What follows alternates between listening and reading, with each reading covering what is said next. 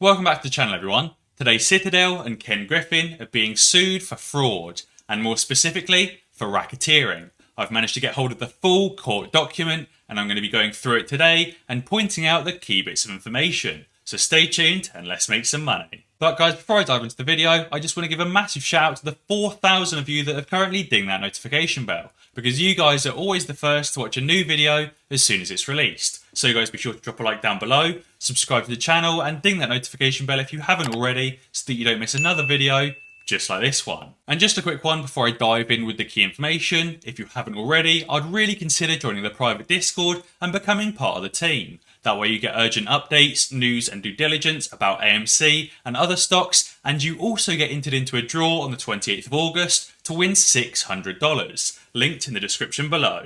And now I want to dive straight in with the key information. So, this is the guy suing Ken Griffin and Citadel. As you can see, he's a private investigator for financial crimes and cybersecurity. He's also a member of the Association of Certified Fraud Examiners. Therefore, this guy clearly knows what he's doing and has clearly done his research. As you can see, this is the plaintiff, and he's accusing Ken Griffin, Citadel Securities, the market maker, Citadel Connect, the dark pool, Citadel LLC, the hedge fund, the SEC, FINRA, DTCC, Robinhood, and finally Webull. Now, I don't want to read this entire lawsuit page for page and word for word, so I will leave it linked in the description below if you do want to give it a full read. I'm just going to read you the synopsis and give you the key points of information. This case arises out of the fact that the SEC and other government agencies have breached the contract they have with myself and other United States citizens. We pay them to protect our interest as retail investors and ensure a fair and open market. And by accepting those payments, they contract to protect the integrity of the market. The SEC, FINRA, and the DTCC have breached the contract they have with myself and other American citizens and the entire world's economic system. They breached the contract by turning a blind eye to the irregularities and illegal acts in the market and allow this malfeasance to continue, costing Donnahue George losses of $1.7 million and other investors or other retail investors millions of dollars. Even when these government agencies put an appearance of finding these bad actors in our markets, the fines and punishments are so small that instead of acting as a deterrent, the fines and punishments actually embolden the bad actors to continue their bad behaviour. Robinhood and Webull, along with Ken Griffin, Citadel, Citadel Connect, Citadel Securities, the SEC, FINRA, and the DTCC have created an enterprise and conspired and participated in conduct that manipulated the market and controlled the prices of stocks to the detriment of myself and other retail investors. The defendant's pattern of behaviour of allowing market manipulation or participating in market manipulation is ongoing and continuous and a violation of United States antitrust laws. The defendants established a private dark pool in order to manipulate the price of securities and derivatives. The defendants' actions and the government agencies' inactions were the direct cause of my monetary losses. Citadel Connect acts as a private dark pool, and while the SEC has strict regulations regarding dark pool registration, Citadel Connect has been given free rein by the SEC, FINRA and DTCC to operate outside of the law to the detriment of Donnahue George and other retail investors nationally and internationally. The defendants committed substantive RICO violations per 18 U.S.C. section 1962, resulting in the plaintiff, Donnahue George, losing money, and the injury occurred because of the defendants' substantive RICO violations. The defendants also committed counterfeiting and wire fraud by counterfeiting and selling fake synthetic shares into the market that they knew did not exist, and then sending electronic wire to plaintiff,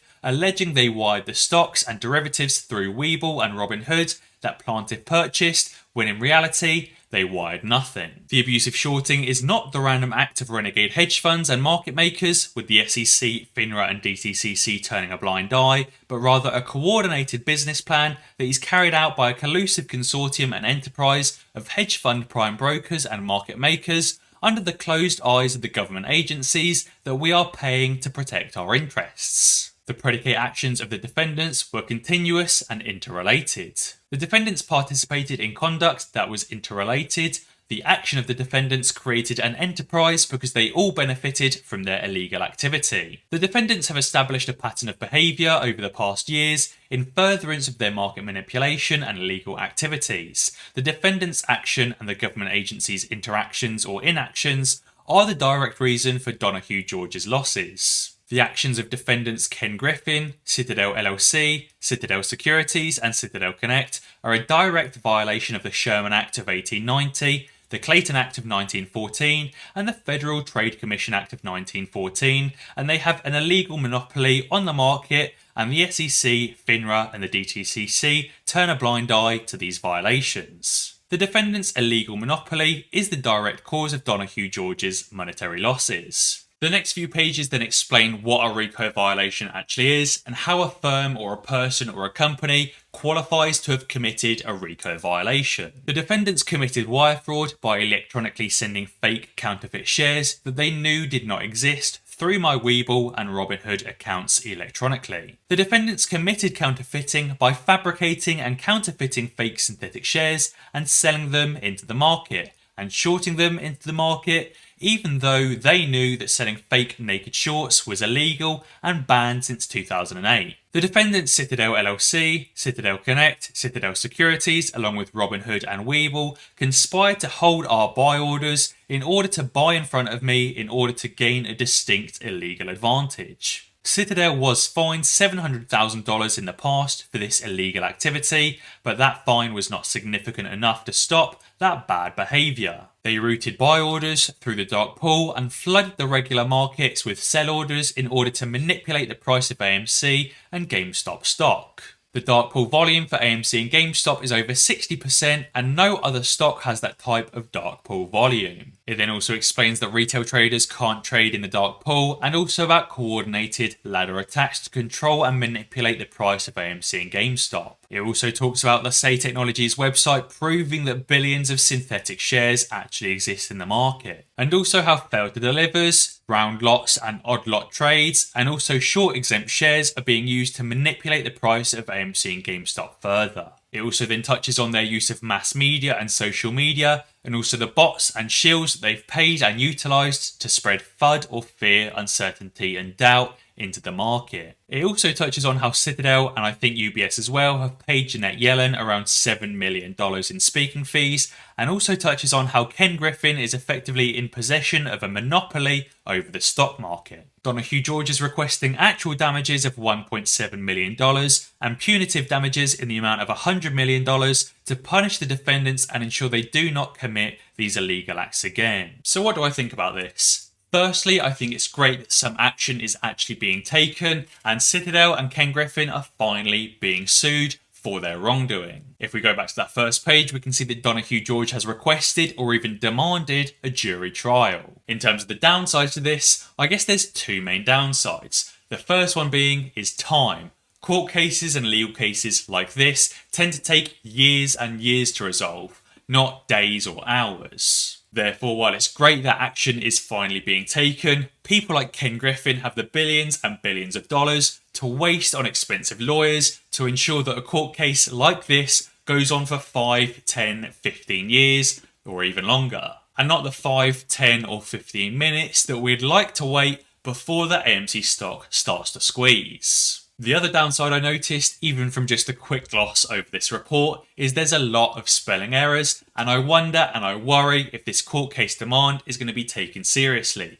Case in point is that he's misspelled FINRA on the front page, because there's an I in FINRA. The second one that I noticed, which popped up a lot in this report or this court case, is the word insure, which is spelt with an E. Obviously, this court case request or court case demand has been filed quickly, and I hope that doesn't impact the seriousness or how seriously this demand is taken. And I also wanted to ask, when is a glitch not a glitch? A quick compilation of AMC glitches over the last few months. Hello Ape family, Ape Anna here again. How are you? I missed you all lots. I stepped out for a bit because I genuinely believe all of the necessary due diligence that needs to be done has been done and that you just need to trust the process. But I'm popping back in here for a moment to write a bit of a fun tinfoil hat post with respect to glitches. Here are all of the glitches that I've been able to find any information on over the last few months. April 15th, a glitch on the New York Stock Exchange website showed AMC's after-hours trading running to $95 at the time when AMC was trading for around $9. April 30th, a glitch on Google Stocks showed AMC's price at $61 when at the time AMC was only around $8. May 4th, a glitch on the Robinhood app showing AMC's price at $411. Again, trading price at the time was around $10. June 10th, a glitch on multiple platforms showing AMC's price as having lost over $200 plus, implying the price was approximately $280 previously,